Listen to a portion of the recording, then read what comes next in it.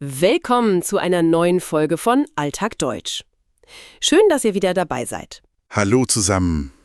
Wir haben ja bis Tag 60 gemeinsam das Niveau A2 abgeschlossen. Jetzt geht es weiter, voll auf B1-Niveau und heute sind wir schon bei Tag 90, Teil 1. Genau, die Zeit vergeht. Und wie jeden Tag schauen wir uns wieder 15 wichtige Wörter an. Wörter, die ihr im Alltag auch wirklich benutzen könnt. Richtig. Und denkt dran, zu jeder B1-Lektion gibt es auch das extra Fragevideo zur Ministory. Ah ja, stimmt. Da könnt ihr dann laut antworten und hört direkt danach die richtige Lösung. Super zum Üben. Absolut. Und für eure Aussprache empfehlen wir euch auch heute wieder die Shadowing-Methode. Also, Satz hören, kurz stoppen, laut und deutlich nachsprechen und dann einfach weitermachen. Unser heutiges Thema ist Tierschutz. Das ist ein wirklich großes und wichtiges Thema. Ja, wir haben Wörter für euch, die ihr braucht, wenn ihr im Alltag über Tiere, über Verantwortung und auch über Verhalten sprecht.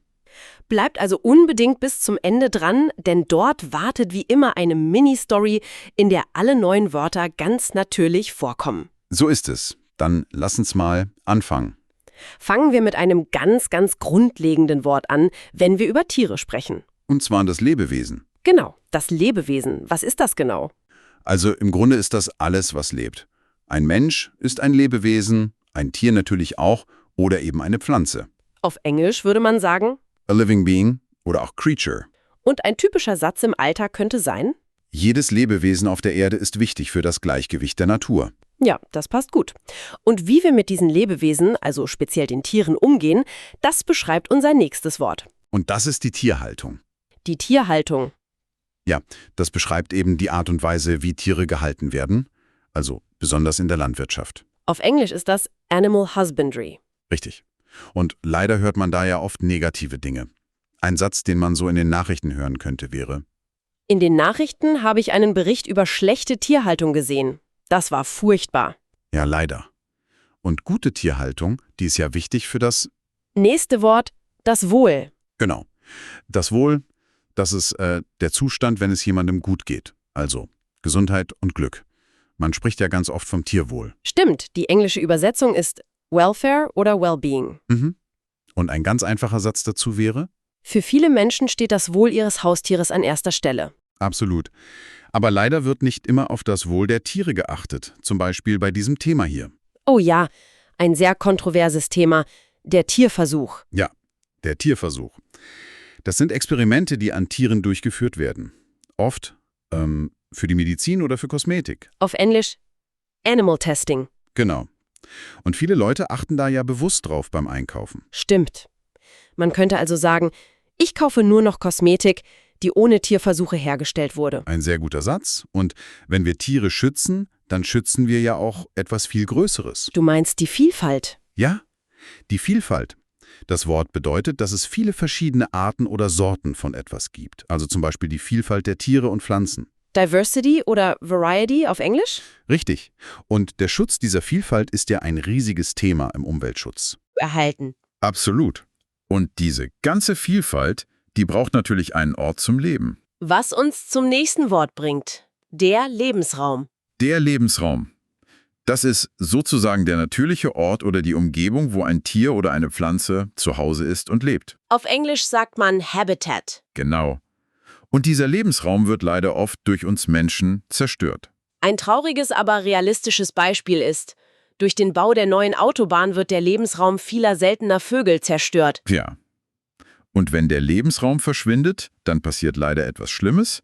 Das beschreibt unser nächstes Verb. Aussterben. Aussterben. Das bedeutet, dass eine ganze Tier- oder Pflanzenart für immer von der Erde verschwindet. Für immer. Auf Englisch to become extinct. Und weil es ein Verb ist, brauchen wir natürlich die Perfektform. Die ist. Ist ausgestorben. Perfekt. Und das berühmteste Beispiel sind wohl die Dinosaurier. Klar. Die Dinosaurier sind vor Millionen von Jahren ausgestorben. Genau. Und eine Ursache dafür ist oft, dass die Tiere Bedroht werden. Unser nächstes Verb? Bedrohen. bedrohen, also etwas oder jemanden in Gefahr bringen. Das englische Wort ist to threaten. Und die Perfektform lautet hat bedroht. Ein sehr aktuelles Beispiel, das man überall liest und hört. Plastikmüll im Meer bedroht viele Fische und Meeressäuger. Ein wirklich großes Problem. So, jetzt machen wir eine ganz kurze Pause. Genau. Wenn euch unser tägliches Lernformat hier hilft, dann abonniert doch gern den Kanal und gebt uns einen Daumen nach oben. So lernt ihr jeden Tag ein bisschen besser Deutsch mit uns. Und jetzt geht's weiter mit einem sehr, sehr starken und emotionalen Verb. Ja, es gibt ja leider auch Menschen, die Tieren ganz direkt schaden. Das Wort dafür ist quälen. Quälen. Das bedeutet, einem Lebewesen absichtlich große Schmerzen oder Leid zuzufügen. Auf Englisch to torture oder to torment. Ein schreckliches Wort. Ja, die Perfektform ist hat gequält. Und zum Glück ist das verboten. Richtig, es ist verboten, Tiere zu quälen. Wer das tut, bekommt eine hohe Strafe. Und das ist auch gut so. Kommen wir zu einem anderen Verb, das mit Tieren zu tun hat, aber nicht immer negativ sein muss. Du meinst züchten? Genau, züchten. Das bedeutet, Tiere gezielt zu vermehren, also dass sie Babys bekommen, um bestimmte Eigenschaften zu verstärken. Zum Beispiel bei Hunden oder bei Pferden. Die englische Übersetzung ist to breed. Und im Perfekt sagt man, hat gezüchtet. Züchten seit vielen Jahren Schäferhunde. Richtig. Das ist ja erstmal wertneutral. Sprechen wir mal über ein instinktives Verhalten von Tieren in der Wildnis. Ah, du meinst jagen. Ja, jagen. Also ein Tier verfolgen, um es zu fangen oder zu töten. Meistens als Nahrung. To hunt auf Englisch. Und die Perfektform ist? Hat gejagt. Genau. Das kennt ja jeder von seinem Haustier vielleicht. Ja, die Katze hat den ganzen Morgen eine Maus im Garten gejagt. Ein perfektes Beispiel. So, jetzt kommen wir mal zurück zur Tierhaltung und zu einem sehr wichtigen Adjektiv. Artgerecht. Artgerecht. Das ist eine Haltung, die gut und passend für die natürliche Art eines Tieres ist. Also so, wie das Tier von Natur aus leben würde. Auf Englisch sagt man species appropriate. Exakt. Und das ist ein Wort, das man beim Einkaufen oft sieht, oder? Ja, total. Ich kaufe meine Eier nur noch von Bauernhöfen mit artgerechter Haltung. Das versuchen viele. Kommen wir zum Status von Tieren, die vom Aussterben bedroht sind. Dafür gibt es ein Adjektiv. Gefährdet. Ja, gefährdet. Das bedeutet, in Gefahr zu sein, bald auszusterben. Die englische Übersetzung ist endangered. Genau, und das hört man leider oft in Zusammenhang mit dem Klimawandel. Stimmt. Ein bekanntes Beispiel, der Eisbär ist eine gefährdete Tierart wegen des Klimawandels. Ja, leider. Wir haben noch ein Adjektiv, um schlimmes Verhalten gegenüber Tieren zu beschreiben. Und das ist? Grausam. Grausam. Das bedeutet, sehr brutal zu sein, ohne Mitleid. Einfach sehr, sehr schlimm. Cruel auf Englisch. Richtig. Und ein Beispiel, vor dem im Sommer immer wieder gewarnt wird.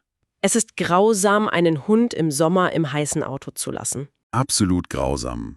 Ja. So, wir kommen zum letzten Wort für heute, ein Adjektiv, das die Herkunft von Tieren und Pflanzen beschreibt. Heimisch. Heimisch. Das bedeutet, dass etwas aus der eigenen Region stammt. Also hier zu Hause ist. Native oder indigenous auf Englisch. Genau. Und das ist für den Naturschutz total wichtig. Stimmt. Man kann zum Beispiel sagen, im Garten haben wir viele heimische Blumen für die Bienen gepflanzt. Das ist ein super Tipp und ein toller Schlusssatz für unsere Wörter. Sehr gut. Jetzt habt ihr alle 15 Wörter gehört. Und jetzt passt gut auf. In unserer Mini-Story mit Anna und Tom kommen sie alle noch einmal vor. Anna und Tom sitzen auf einer Parkbank und lesen einen Artikel auf dem Tablet. Schau mal, Tom, dieser Artikel über Tierschutz ist wirklich interessant. Es geht darum, dass jedes Lebewesen Respekt verdient. Ja, absolut. Besonders die industrielle Tierhaltung ist oft ein Problem. Wichtig ist doch, dass es den Tieren gut geht und ihr Wohl an erster Stelle steht. Genau. Und ich finde es schrecklich, dass für manche Produkte immer noch Tierversuche gemacht werden. Das ist so grausam. Stimmt. Der Artikel sagt auch, dass die Vielfalt der Arten abnimmt, weil wir Menschen ihren Lebensraum zerstören. Viele Tiere werden dadurch bedroht. Ich habe Angst, dass bald noch mehr Arten aussterben. Besonders viele heimische Insekten sind schon stark gefährdet. Das Schlimmste ist, wenn Menschen Tiere absichtlich quälen. Unvorstellbar. Gleichzeitig gibt es Leute, die ohne nachzudenken Hunde züchten, obwohl die Tierheime voll sind. Das ist ein großer Unterschied zu einem Wolf, der im Wald ein Reh jagt, um zu überleben. Das ist Natur. Deshalb versuche ich, nur Produkte aus artgerechter Haltung zu kaufen. Es ist ein kleiner Beitrag, aber naja, besser als nichts. Da hast du recht. Lass uns nachher mal recherchieren, wie wir uns hier vor Ort für heimische Tiere einsetzen können. Und das war unsere Geschichte für heute. Habt ihr alle Wörter wiedererkannt? Schreibt gern mal eigene Sätze mit den neuen Wörtern in die Kommentare.